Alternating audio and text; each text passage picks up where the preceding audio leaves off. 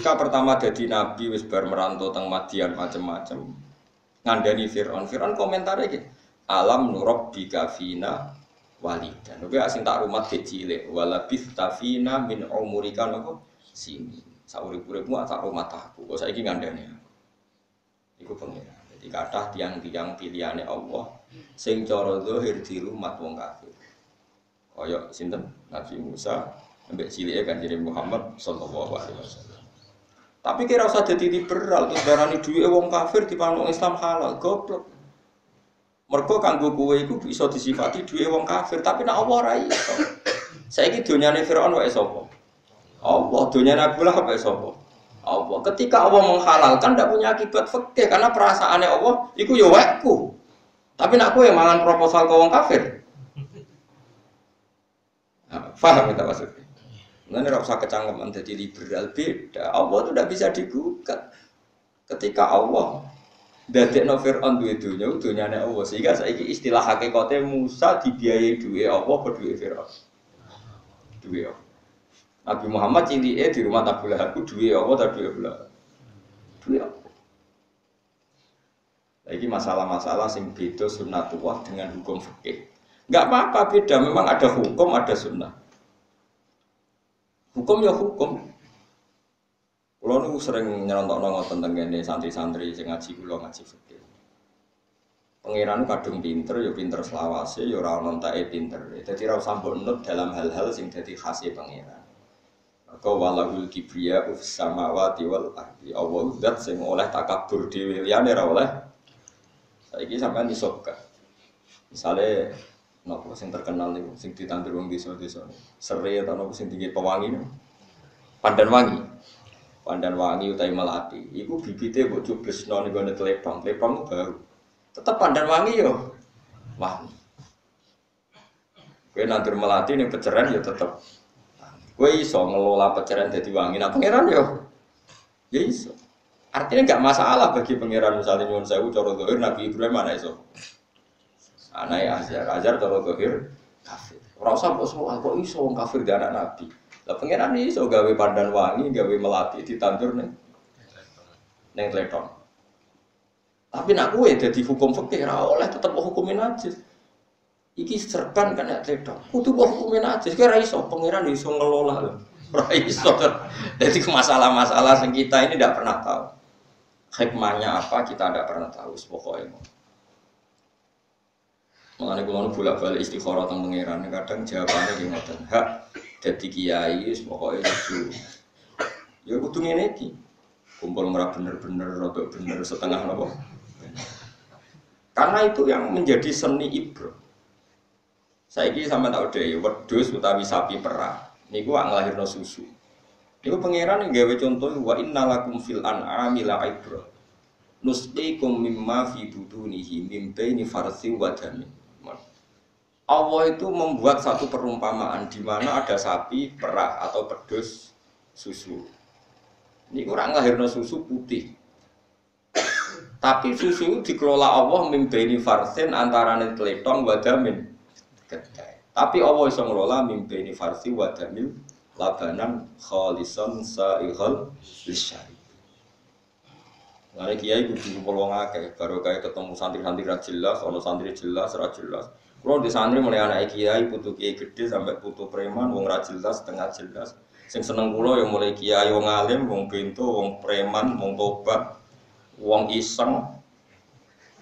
Mungkin orang wong koreksi bareng, wong hasud macam-macam. Tapi itu enggak apa-apa. Kalau dalam teori kebenaran enggak apa-apa. Kebenaran akan muncul mimbeni farsin. Badamin apa mimbeni farsin? Antara apa? Kotoran, badamin, darah. Padahal kotoran itu hukumnya najis, darah hukumnya najis. Tapi Allah bisa ngelola lahirna labanan khalison, susu sing bersih, sing sa'ighal lisyari. Lah manusa apa iso? Pertanyaannya manusa iso gak? Ora iso. Tapi Allah iso. Artinya kira usah protes nak Nabi Muhammad atau di rumah Abu Lahab, Nabi Musa atau di rumah. Kowe ora usah terus dadi liberal. Nak ngono anakku tak titipno pendeta kafir tenan. Oh tak titipno lonte bahaya tenan ngawur sembrono. Jadi makanya ini ada sunnatullah, ada hukum. Paham maksudnya? Tapi kira usah terus jadi Islam ekstrim. Orang mungkin kumpul wong elek mesti jadi elek. Kue anti sejarah, anti apa? Nah, tapi kue nak ngono anakku kumpul wong elek rapopo. Yo jadi elek tenan. Kue anti ilmu rumus. Wongku mesti anut kancane. Terus piye Gus? Ya piye biasa wae. Dia anak di rumah, di bojo di rumah. Kok nak minggat barno. Nek wis kangen ya diparani. Nek ora kangen ya ora usah. Wis biasa wae. Ya gua biasa ngomong ngono bojoku. Kan lagi mangkal be aku, nak minggat. Jadi macem. Ojo kok mangkal ngempet itu gak baik. Aku yang ngono, nak kangen tak jemput, nak ora ya ora usah. Biasa. Nyatanya keluarga gue ya piye-piye, dan bojoku sering tak omongin. Nah bojoku kan ora malah, ojo minggat to. Ora oleh wong kok tentang tradisine wong mangkel iku ya kesunatane iki. Wong mangkel ora oleh napa.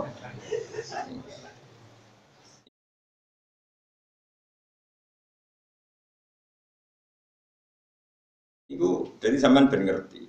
Oke, menurut terangno. Sehingga ada hukum pada akhirnya ada khususiyah. Apa yang dilakukan Allah kita kadang tidak boleh ikut.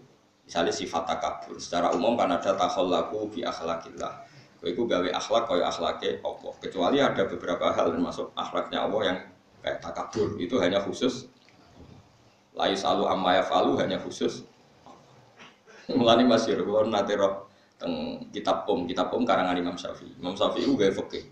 Seret yang marang fikih sekian. Terus dia ini udah janggal. Tapi dia juga orang fikih Nabi, ini fikihku.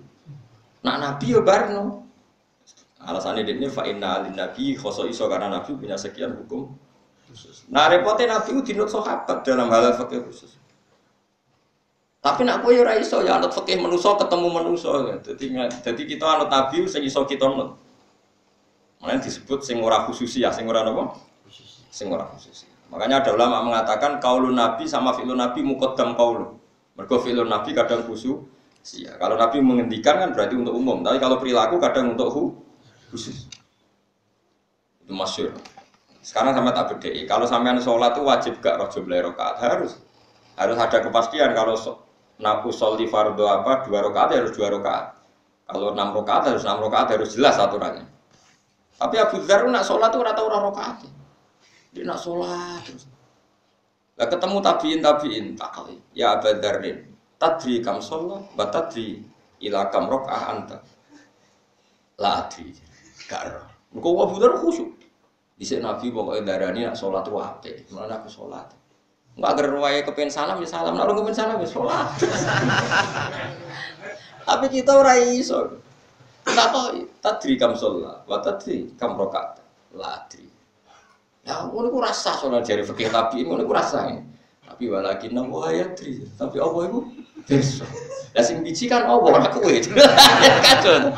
Kalau kita ndak boleh salat harus dipotong-potong. Harus masna per 2 rakaat.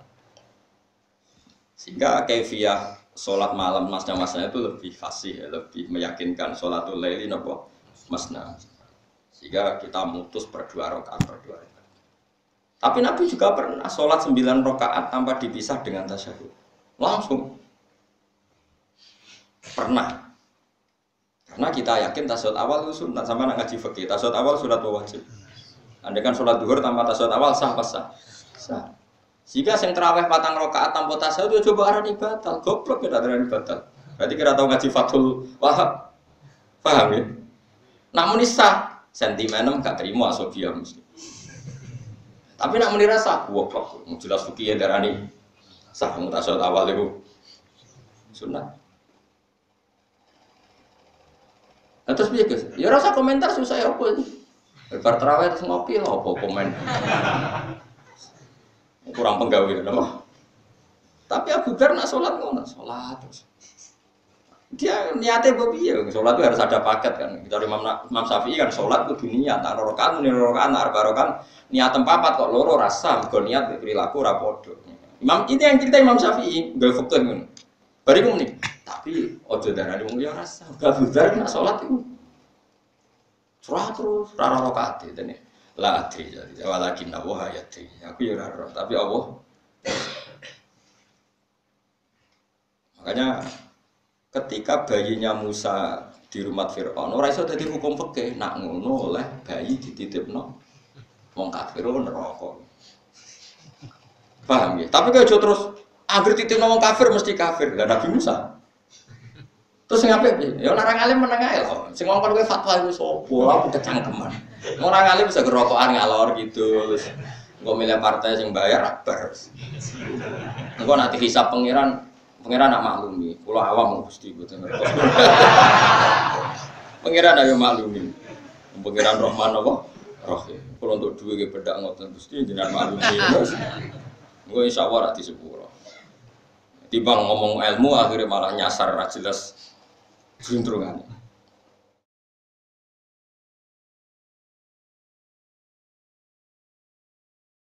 Oke, akhirnya sahabat hijrah tapi Nabi enggak. Karena Nabi itu tidak boleh hijrah dengan perhitungan. Jadi yang kata Imam Ghazali, Nabi itu beda dengan kita. Seorang Nabi itu tidak boleh menentukan sesuatu dengan perhitungan akal.